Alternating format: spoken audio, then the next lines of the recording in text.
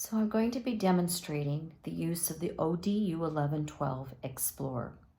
The first thing you're going to need to do is establish your grasp. Look at your tripod. Do you have the three different angles? Is the index finger pad on the instrument? Is the side of the middle finger on the shank? You may need to get closer to the tooth when you are working on the anteriors. So you can be on the pad here, and you don't want it on the fingernail. And then am I working on the side of the pad of my thumb? So now I've determined my grasp. Now I need to determine the correct working end. So if I hold the lower shank up to the midline of the tooth, you can see I've drawn a line here, and this is basically cutting the tooth in half. So if I hold that lower shank parallel with that midline, right next to it, if that end is rolling around, then I have the correct end. So let's compare. Now I have that shank right next to that midline, but the end is sticking out. So that's the incorrect end. Here is the correct end. So now I've determined my grasp and I've determined the correct working end. So now I'm going to establish my finger rest or my fulcrum. So if I'm sitting at 12 o'clock here, my grasp is going to be to the side. So here is my fulcrum. I'm going to be using a vertical stroke, which is this way, vertical stroke. You will use an oblique stroke on the buccal and lingual surfaces when you're doing the posteriors, but this is mostly a vertical stroke. And you want that lower shank as parallel to the tooth as you can, to the surface that you're on. So this is going to help with your adaptation of that working end. You want to make sure that you're as adapted as well as you can be, because you're going to be feeling for that base of the pocket where the junctional epithelium starts. So you'll feel when you go to the base of the pocket, it'll be soft. It won't be grainy like calculus. So if you're at the base of the pocket, it will be soft and resilient. And you don't want to push too hard, because if you push too hard, you can poke yourself right through that junctional epithelium attachment. And it's very painful for the patient. So you want to make sure the tip is adapted and that you're at the very base of the pocket. So now we're going to go ahead and insert and activate the stroke. So this is a push-pull stroke. So the tip has the same light to moderate pressure going in and coming out. So it's more of like a feeling stroke.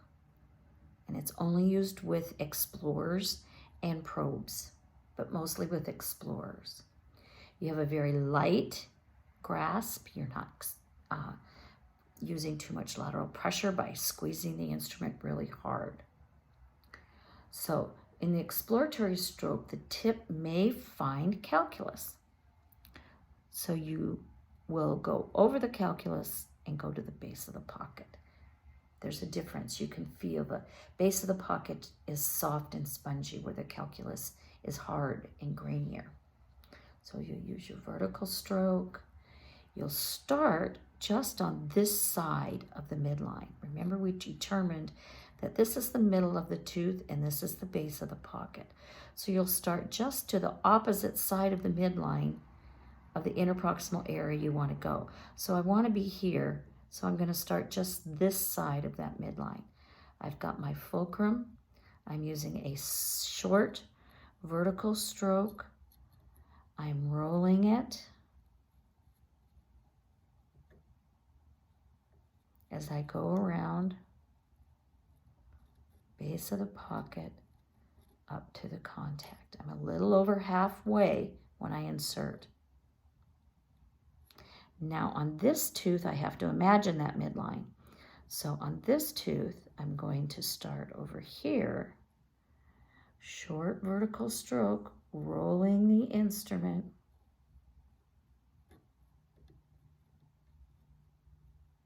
Keeping that lower shank as parallel to the tooth surface as possible. The lower shank is from here to here.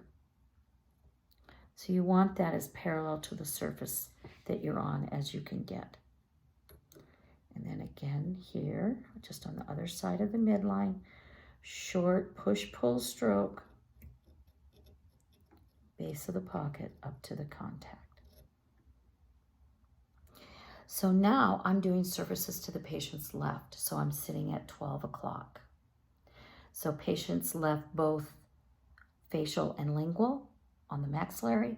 Patient's left both facial and lingual on the mandibular. To do the patient's right, I'm going to sit at 12 o'clock.